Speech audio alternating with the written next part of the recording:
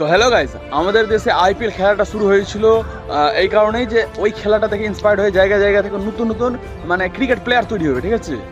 নতুন নতুন প্লেয়ারদেরকে সুযোগ দেওয়া হবে এবং নতুন নতুন ক্রিকেট প্লেয়ার তৈরি হবে আমাদের মধ্যে থেকে। কিন্তু সেরকম কি হয়েছে? একদম হয়নি। বরং তোমাদের মধ্যে থেকেই প্লেয়ার তো তৈরি হয়নি ভাই, কিন্তু জুয়ারি তৈরি হয়ে গেছে।